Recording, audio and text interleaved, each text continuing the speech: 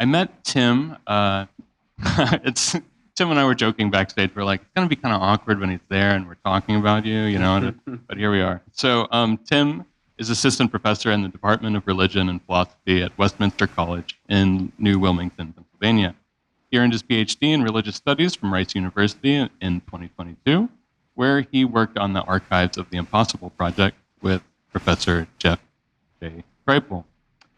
He's going to be reading from his upcoming book, which I'm very, very excited about. It's called Contact Zone, Supernature and Culture in the Big Thicket. So please help me welcome Dr. Tim Grieve-Carlson.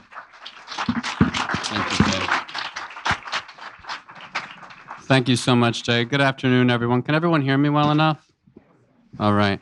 First of all, again, just my profound gratitude to Jay and James and everyone else who had a hand in organizing this event. I'm just delighted to be here. I'm very excited to be with you all. Like Jay said, I'm going to be reading from a book I'm working on right now called Contact Zone. It's an academic book. I hope it doesn't sound too academic. We'll see. You all can let me know. It was early in the summer of 2018, and I was in a car with a friend as we drove from Houston to the Big Thicket to see something that could not possibly exist. To put it very simply, Bragg Road is an 8-mile stretch of dirt road in East Texas where balls of light are known to emerge from the tree line at night and move around with apparent intelligence. And so, in 2018, I managed to talk a friend of mine into agreeing to drive into nowhere to try to see a ghost light. CJ and I climbed into his truck and made the trip out to Bragg Road from Houston on a Wednesday night. Houston is a sprawling city. The word city is not really the right word to describe an entity like Houston, which has a rather small and often barren-looking downtown area, but a square mileage that could encompass the areas of Boston, San Francisco, Chicago, Philadelphia, and Seattle put together. For people who have become accustomed to the neatly planned and zoned cities like those I just mentioned, Houston is simply overwhelming. It spills and pours out across interstates and subdivisions, Best Buys, Bed Bath Beyonds, and overpasses, with no elevation and nothing but a distant, soupy gulf to rein it in any direction. Houston is a region unto itself. The city of Houston is structured socially and infrastructurally around the energy industry. The economic gravity of oil and gas draws human beings in like Jupiter attracts moons and maintains them in the neat highway perimeters that locals refer to as the inner and outer loops, as if they were referring to asteroid belts or inner and outer orbits. If one is traveling from downtown Houston to the east, towards Bragg Road, for example, it takes about 45 minutes for the sprawl to finally yield to something more conventionally suburban, and then perhaps another 15 to 30 for the suburbs to disperse into the kinds of small towns that are typical throughout East Texas. Shabby, proud, sparse, diverse, with extravagant, palatial even, high school football stadiums.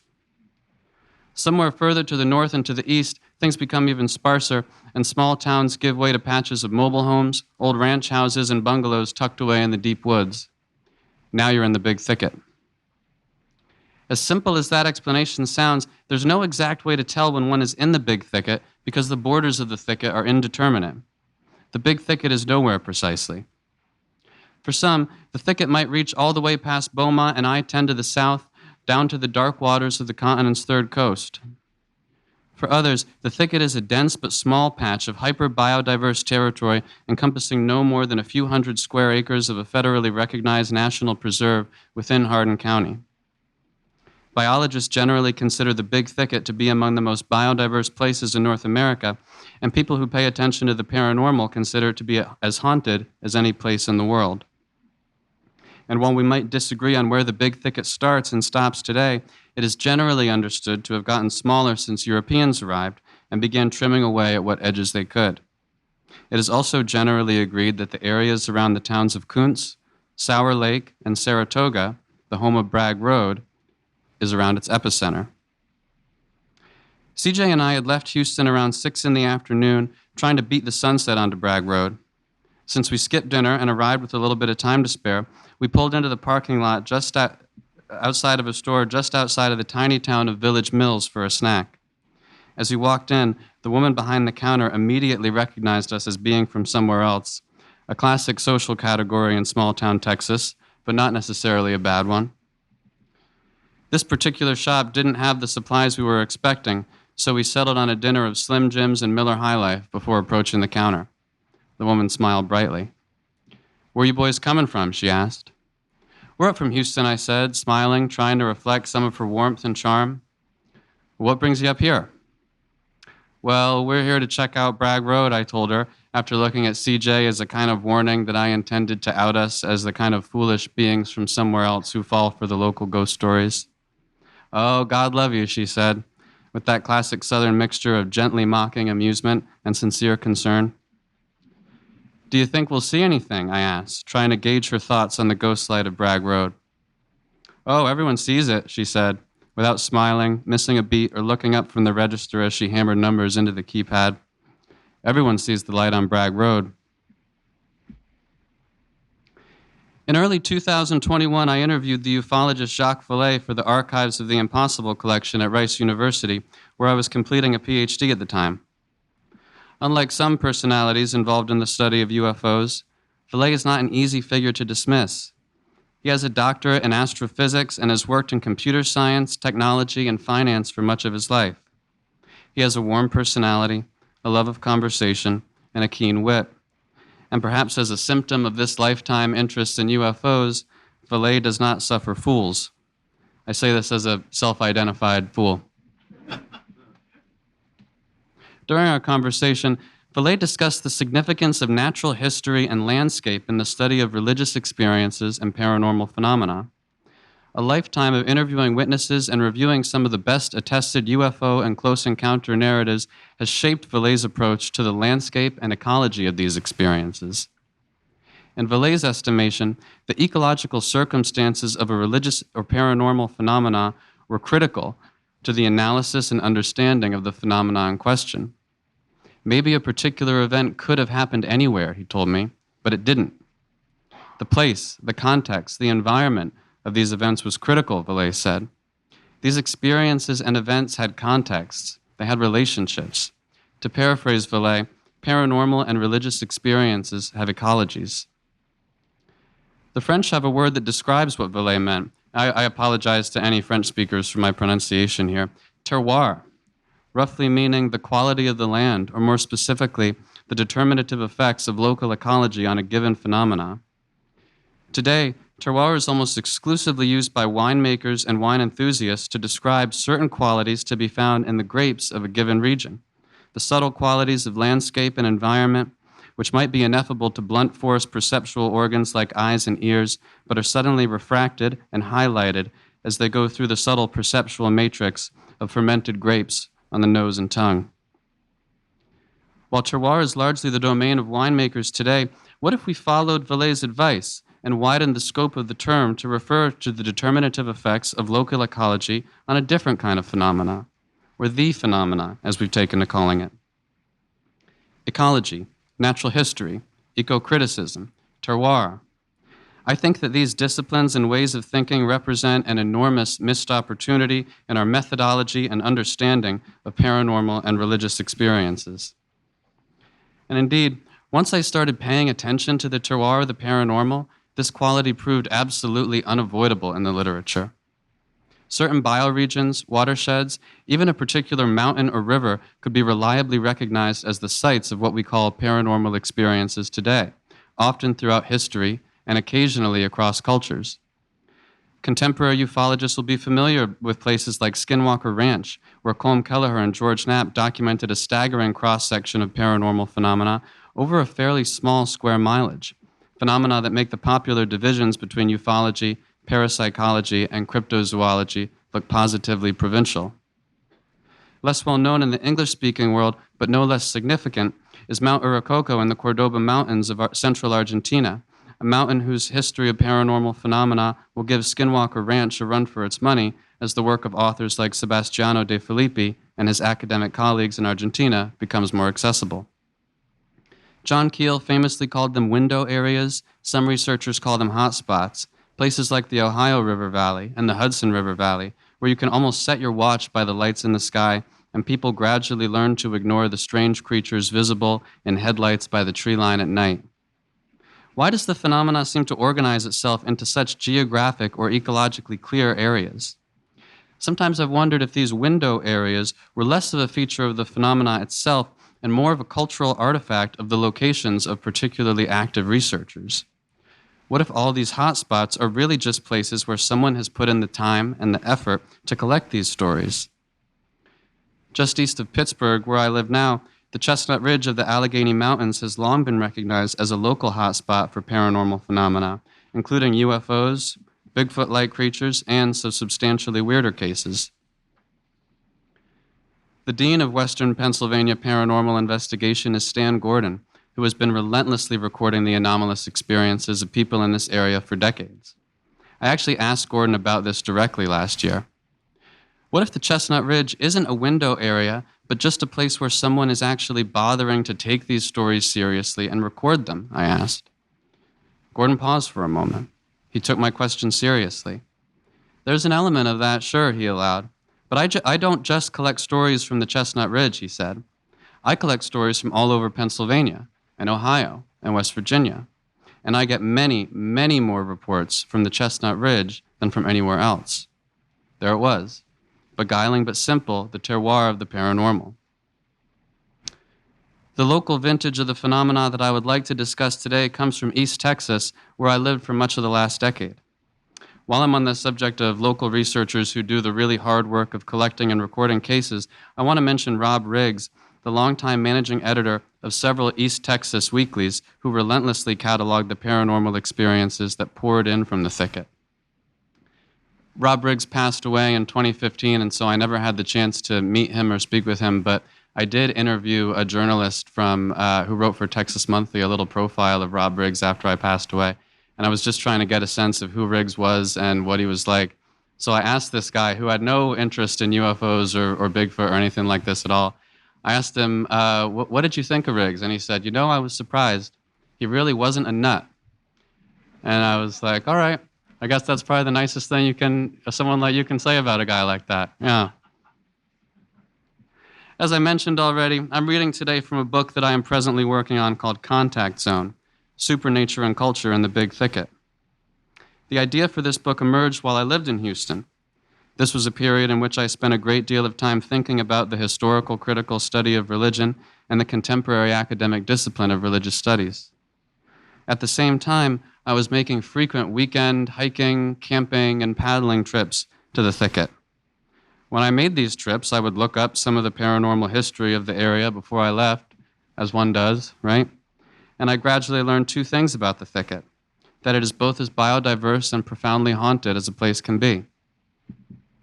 Let me explain. I tend to get quizzical or skeptical looks when I describe the big thicket to other people, and indeed, if you had told me about the thicket 6 years ago, I would not have believed you. The big thicket is the local name for a bioregion where the eastern woodlands overlap with the ecosystems of the more arid west, where the upland pine forests of the American South interact with the coastal ecosystems of the Gulf, and the freshwater river systems and swamplands intermingle with saltwater. The Big Thicket is North America's ecological crossroads. Some field biologists have called it North America's Ark. An ecotone is a meeting place, an overlap, a liminal or transitory zone between different ecosystems or biotic communities. In her 2006 study, Big Thicket Plant Ecology, Geraldine Ellis Watson describes the Big Thicket as an ecotonal complex, a particular area where several ecotones themselves collide. Here, east meets west and north meets south.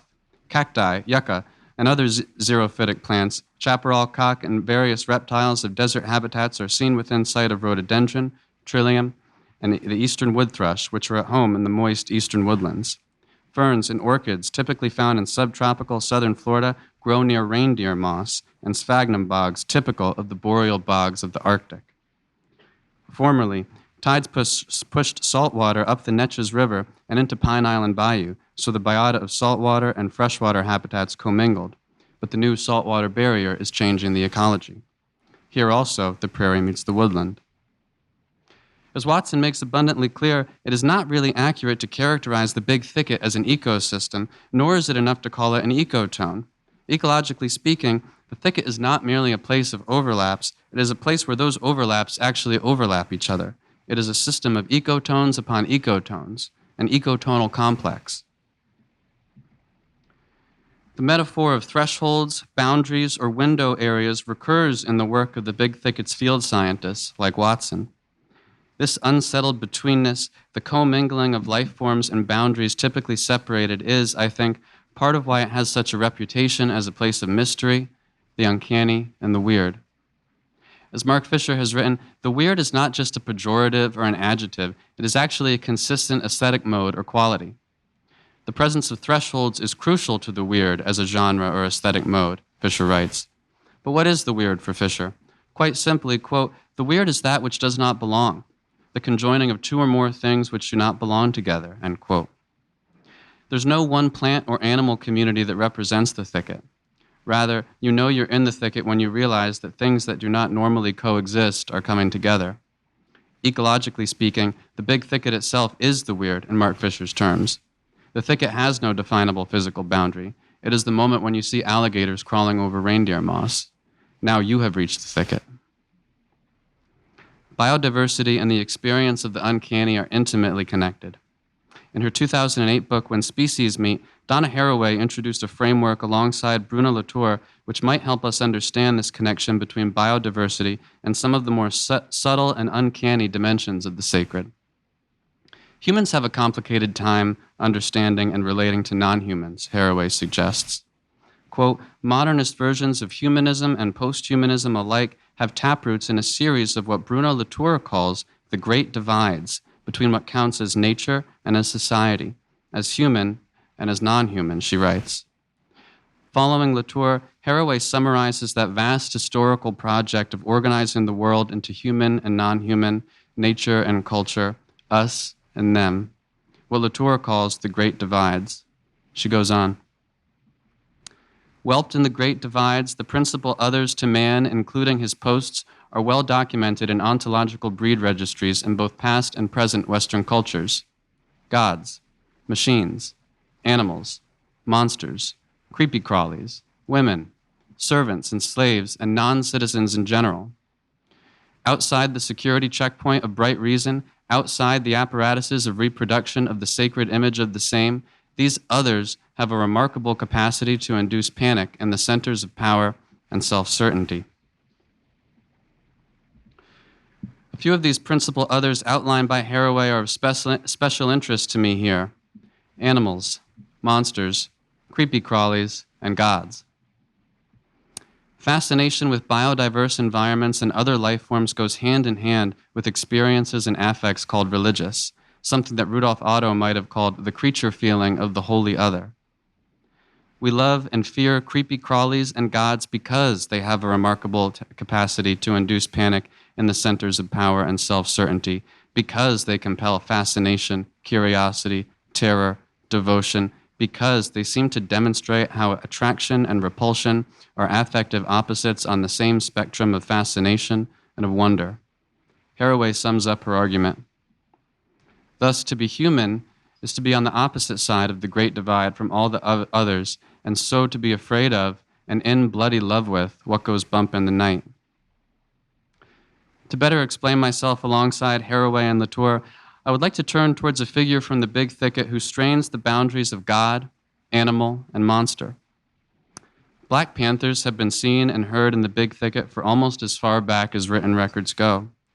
In fact, a local newspaper editor named Archer Fullingham once wrote that nearly everybody in the big thicket believes that panthers may be tawny in color in every other place, but that in the big thicket they are coal black, with scarlet mouths and scarlet tongues, and with eyes that shine in the dark. They also believe that panthers scream like a woman, and you can find hundreds of people who have heard panthers scream. It's important to point out that melanism, the genetic variation that occasionally makes an animal completely black in color, has never occurred in North America's only extant species of panther-sized cat, puma concolor, commonly known as the mountain lion or the cougar. Furthermore, the cougar has been largely extirpated from the eastern woodlands of North America, and any appearance of a big cat, melanistic or otherwise, would be big news to field biologists in the thicket. Simply put, the animal that Fullingham describes above, especially with its glowing eyes and red mouth, does not exist in the same way that the painted bunting, nine-banded armadillo, and other animals in the thicket exist. And yet, hundreds of people have seen or heard them. I used to bartend when I was in grad school, and one night I overheard a couple down the bar talking about Beaumont, and Beaumont is just outside the thicket. It's actually inside the thicket, I think. And so I went down to the bar and talked to them for a little while, and we were chatting about different places to go running in the thicket. And so I asked this guy what kind of things he had seen in the thicket. I was not at all bringing the paranormal into this conversation at all, and he mentioned offhandedly that the way he put it, his daddy had seen a panther down by their boat dock just a few months prior, and I was like, a panther? What do you mean? He was like, just a gigantic black panther. And I was like, okay, all right. Fullingham writes that the people of the big thicket know what the experts think. Quote, as I say, Black Panther reports happen 2 or 3 times a year, and it always gets a rise out of panther experts in Dallas, Houston, Beaumont, Wyoming, and Arizona who send in long letters arguing that there is no such thing as a black panther and that a panther never screams. End quote. Fullingham goes on to describe some behavioral attributes of the big thicket black panther, which suggests that we might be talking about something other than an animal. In the big thicket country, old-timers are convinced that when someone died in the old days and was laid out in the residence to await burial, a black panther would always mount the gatepost and scream bloody murder like a woman, and that all the house cats would rush under the bed and the dogs under the house, whimpering. When I first started hearing stories about black panthers in the big thicket with human voices, I assumed that real animals were behind the narratives. Misidentified stray house cats, people who don't know how scary a bobcat or a fox or an owl can sound when they shout at night. But people who live in the thicket happen to know what a bobcat sounds like and what a stray cat looks like. Fullingham's description helps me to see that the thicket traditions of panthers refer to something other than a normal animal. Unlike other animals, the thicket's traditional black panther seems to have been known as a creature with a special connection with the dead and was recognized by other non-human animals as exceptionally threatening or frightening. Indeed, the big thicket black panther seems to recall European folk beliefs surrounding black cats as magical beings associated with fairies, witchcraft, and the dead. If it does so, however, it appears in a context otherwise completely devoid of the European matrix of witchcraft and fairy belief in which those black cat traditions arose and persisted. The Black Panthers of the Big Thicket even made their way into the pages of the New York Times in 1986 when Rose Ellen Brown, writing a piece on the thicket for the Sunday Times magazine, noted that, quote, some of the best thicket stories end with the woman-like scream of the panther, end quote. Brown was careful to qualify her dangerous decision to let folklore spill onto the reputable pages of the Times, however. We have no hope of this, she quickly writes, carefully separating herself from the thicket people who tell stories about ghostly cats with the voices of women. In reading stories of black panthers in the big thicket, we encounter a being that cannot exist in our normative sense of the term and appears with startling regularity to a community who simply accepts their presence.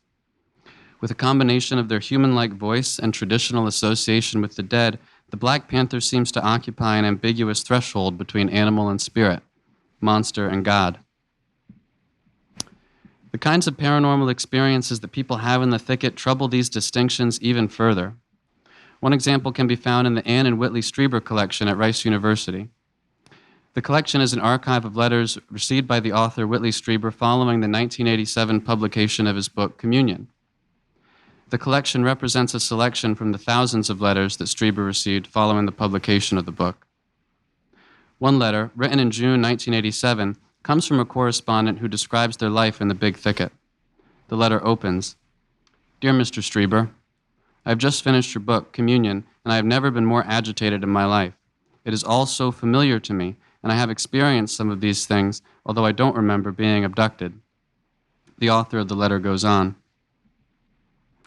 I lived in the big thicket in Texas between 1970 and 1978, during which time I saw UFOs. Most of my family did also. Was contacted by some type of intelligent beings that use mental telepathy who tried to teach me about triangles. I made a lot of diagrams.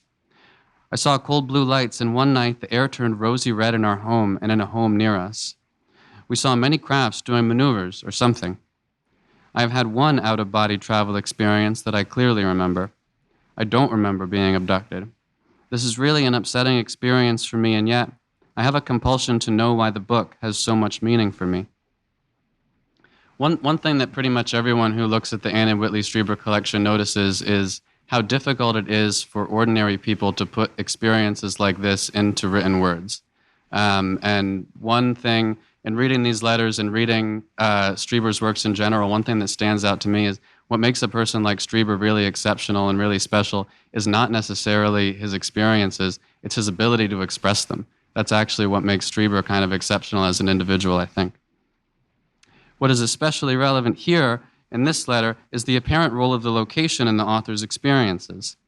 The author clearly associates their contacts and ecstasies with their time living in the thicket. But the text preserves a profound sense of ambiguity regarding the nature of these experiences. While the narrative of the letter is a bit scattered, the author does not suggest that they were abducted by aliens. Rather, they describe UFO sightings associated with telepathic contact with unknown intelligences, and trying, but ultimately failing to understand the content of those telepathic contacts in geometric terms. They go on to describe a plethora of extreme religious events and experiences. They find themselves surrounded by celestial phenomena, pale lights, rosy auras, and travels beyond the body. As a scholar of religion, the author of this letter sounds, frankly, to me, more like one of the desert monks of late antique Egypt than someone who had just met an extraterrestrial. The letter concludes with the warm relief that can only come with finally feeling understood. I know that you will probably receive a lot of letters like this, the author writes, but I wanted to write anyway. Somehow I feel better now. There's a juxtaposition here between the dismissive publications of Panther experts towards the Black Panthers of the Big Thicket and the connection between Strieber and his correspondent. The Panther expert routinely insists from afar that what happens in the Big Thicket simply cannot be happening, while Strieber's book seems to finally authorize and substantiate the experience of his correspondent in the thicket decades later. Let's return to Bragg Road. CJ and I are far from the first or only people curious or foolish enough to take that ride. In 1974, National Geographic reporter Don Moser and photographer Blair Pittman were sitting in a car in deep East Texas, reporting a story on the thicket as it was quietly building some celebrity in the growing American ecology movement. They were riding with Archer Fullingen, the editor of a small local newspaper, the Kuntz News, and a champion of conserving and protecting the thicket.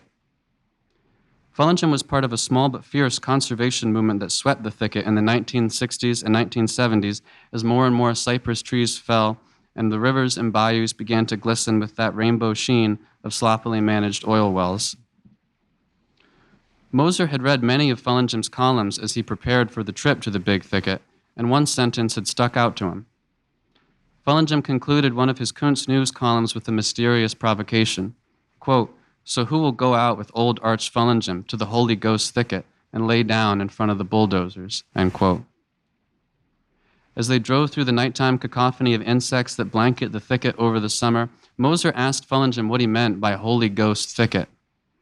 Fullingen maneuvered the car through the dark along the back roads as he considered his response. What he said next was important. A good story in National Geographic was a chance at national publicity for a conservation movement that desperately needed public support. Moser recorded Fullingen's response for the article. "Now listen at me," he replied. I imagine him kind of considering his words carefully. "I can tell I'm in the Big Thicket by the feeling I get. It's a kind of religion to me. Down there along Black Creek, I call it the Holy Ghost Thicket. You get a mysterious, supernatural feeling. You look at those yellow and green toadstools and the overstory of trees and hear the birds sing. This is where I get the charge, the feeling," he's hunting for the right word, "the kicks." He wanted to show them one of the Big Thicket's most unique presences, the lights on Bragg Road. Residents of the area have offered differing interpretations of the lights. The lantern held by the ghost of a decapitated railway brakeman, swamp gas. But most people just accept the light with the same resignation that they accept the Panthers. They cannot possibly exist, and here we both are. Bragg Road was and remains a common location for legend tripping among locals simply because the light is so reliable. Unlike most local ghosts and legends, the Bragg Road light routinely escapes the tree line to dance for fascinated and terrified onlookers. Fullingham recounted some memories of the light for his companions. One night, Archer said, I came out here and this Pentecost preacher was standing on top of the truck with a loudspeaker saying, God has sent this light. The end of the world is coming. End of the world or not, the three companions sat in the car and awaited the light. Don Moser recorded his experience for National Geographic. The night was black and full of stars. On both sides of the road, the trees pressed in, dark against the sky. In the swamps beyond, frogs chirped and ratcheted. The night air was damp, heavily scented with spring. What was that there among the trees? It couldn't be a light, I told myself. Eyes playing tricks. Gone now, anyway. Again. And it was a light. Dim. A tiny point. But suddenly it grew brighter, a hot point of light, for all the world like a flashlight back among the trees just to the left of the road. It moved. It grew brighter still. Then abruptly it dimmed and went out. That's fantastic. I said the words aloud, I know, because I had a tape recorder with me, turned on. Later, when I played the tape back, I found that I said, that's fantastic, or I can't believe it, over and over again through the next half hour, for the light appeared several more times. Now it was a point source of light, like a flashlight beam. Then it appeared as a dull glow, like the color of a pumpkin. The study of religion has long been the site of definitional and ontological debates, attempts at phenomenological understanding superimposed over the shifting authorities within titanic historical traditions like Christianity. Thinking in the big thicket might do something to strain the boundaries of what we mean by the presence of God in the academic study of religion. There are certainly scholars who would be more than ready to dismiss the light on Bragg Road as a local legend of little importance. But I would remind them that the God of the Hebrew Bible, one of the origins of the tradition in which the academic study of religion first emerged, had a consistent tendency to present itself as an anomalous light form in an otherwise wild setting. In his 2016 book, History and Presence, religious studies scholar Robert Orsi outlines some of the phenomenological intricacies of being in the presence of gods. I call such intimate encounters between humans and the holy abundant events, when supernatural figures make their presence more immediately known and felt. Abundant events always take place within densities of intimacies at whatever scale they occur. Relationships are essential to understanding modern religious history at all levels, including relationships between humans and the gods.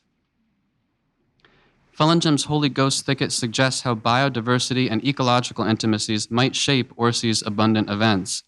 What was the Holy Ghost Thicket but a moment of abundant intimacy, of uncanny relation, of overwhelming and transformative presence?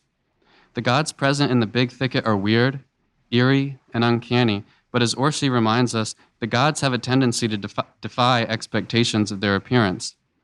Quote, there is something awful about the gods really present, he writes. As Orsi reminds us and the big thicket suggests, the gods defy our expectations by appearing, and they defy expectations of their appearance. On that summer night in Bragg Road in 1974, Don Moser kept running his tape recorder. Blair Pittman snapped a photograph of the light as it flared again.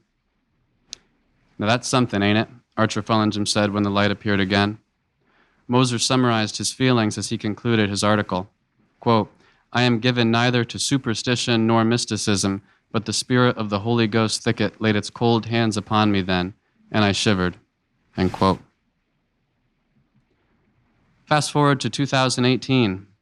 CJ and I turned onto Bragg Road from the north end on Farm to Market Road 1293, heading west from Village Mills. We watched the humid June sun set while driving down a paved local highway with generous shoulders on either side. We made a left onto Bragg Road, and suddenly the paving gave way to dirt, and the dim sky yielded to a dark tunnel. The thicket grows almost right up to the edge of Bragg Road for its entire 8 miles, with nothing but a slim drainage ditch on either side to protect the dirt road from becoming the palmetto bog that surrounds it. These drainage ditches also make turning a car around on the road, especially at night, a fairly complicated maneuver. Bragg Road is what's left of an old railroad bed, a single grade through dark woods with very little elevation change or curvature. The trees grow on either side thickly enough to almost join overhead, creating the effect of a darkened tunnel even in the broad light of a clear day. Driving in the dark, You need headlights to drive down the road without ending up in one of the ditches, but those headlights obliterate the eye's ability to see deeply into the tunnel or to notice anything down the road.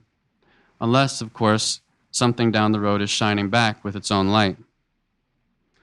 We stopped at the mouth of Bragg Road to take in the last drops of sunset and to look at a commemorative plaque explaining the history and significance of Ghost Road Scenic Drive. Ghost Road is the unofficial name that these official markers commemorate, not the Confederate General Braxton Bragg, whose name appears on the map, but the one resident of the road that everyone comes to see, the ghost. In her Big Thicket guidebook, Lorraine G. Bonney calls the road a mixture of ecology and ectoplasm along a straight, sandy road that cleaves the heart of the Big Thicket. CJ positioned the truck so the headlights would illuminate the sign while I leaned out the passenger side to snap a photo with my phone. The Gulf, Colorado, and Santa Fe Railway needed oil for its locomotives, the sign says matter-of-factly, and the Saratoga boom offered opportunities. The existence of this 8-mile tunnel is justified by two simple words: needed oil. Construction began in November 1903 and reached Saratoga in January 1904. In the years that have passed since I first read this sign in the glare of the headlights, I would learn exactly what was left out of that description. We passed another commemorative sign titled Folklore and Ghosts, almost entirely destroyed by what appear to be a series of direct shotgun blasts. You can almost make out the following reading between the bullet holes. At night, the road becomes the source of countless bone-chilling tales of mysterious ghost lights. CJ drove the Tacoma straight down Bragg Road as the sun set completely behind us. He was incredulous, I was excited, and we were both having a good time, even as we were both, I think, a little frightened. Ghosts or no ghosts, the deep woods of East Texas are a foreboding place to find yourself after dark. The kind woman at the store in Village Mills actually warned us specifically not to let anyone mess with us. She wasn't talking about pranksters with lanterns. The thicket is dark, deep, and people hide things there, things that they don't want anyone to find. This was a common refrain among the locals who I told about my intention to hike or camp in this or that section of the thicket. Basically, polite and kind reminders in so many words not to go exploring anywhere where I might stumble upon a meth lab. The darkness folded in around us. We weren't the only car on Bragg Road that night. Ghosts are popular everywhere, and we had a few cars behind us and in front of us over the next hour or so. The other cars, we learned, are actually very easy to spot. If they're coming towards you, they appear as a white light that quickly separates into two headlights that grow until they pass you. If they find one of the handful of places to turn off the road and park, they turn around, clearly becoming red as the brake lights shine down the tunnel, or they just park and disappear. Some time went by. We went up and down the road a few times that night. I don't remember exactly what words we exchanged when we mutually realized that the light we were looking at could not possibly come from a car. Like I said, I was a bit more excited and a bit more credulous than CJ, and I think I waited for him to be the first to acknowledge it. I made a few shaky cell phone recordings, not at all helpful as visual records, but a good record of our shared experience. "What the fuck?" CJ declares at one point, after watching a light that he had been calling a car do something entirely uncar-like. We agreed on one simple point. The really anomalous lights had a quality that made them difficult to look at directly or focus on. Their edges seemed to smudge, they fizzled and refracted in our eyes and in the palmetto bogs they crawled through. Their luminous edges seemed to bleed and to shimmer. I have one fairly clear photo of one of the lights we saw that night. It does not compare to the photos of the light taken by National Geographic photographer Blair Pittman in the 1970s, and it certainly will not convince any skeptics that anything unusual is happening on this dirt road in East Texas. But it does capture an important moment for me. The light stands simply and quietly at the terminus of two enormous tree lines on either side, burning brightly with a rich orange hue that stands out like the smile of a jack-o'-lantern in the deep blue blackness that surrounds it. Everyone sees it, she told me, and of course she was right. Walk towards it, it retreats. The light appears, approaches, it wobbles, it gently and quietly and brilliantly behaves. This is difficult for me to explain clearly. The ghost light of Bragg Road is at once entirely mundane and abundantly supernatural. Seeing it firsthand is something like seeing an ancient fossil pulled up from the bottom of the ocean, both undeniably present and profoundly remote, like the direct reflection of sunlight on a distant window or a remote lake seen from the window of a plane, at once right in front of me and nothing less than a world away. This photo, as simple as it is, preserves, just for me, what I can only call a moment of contact or the presence of a God. Thank you.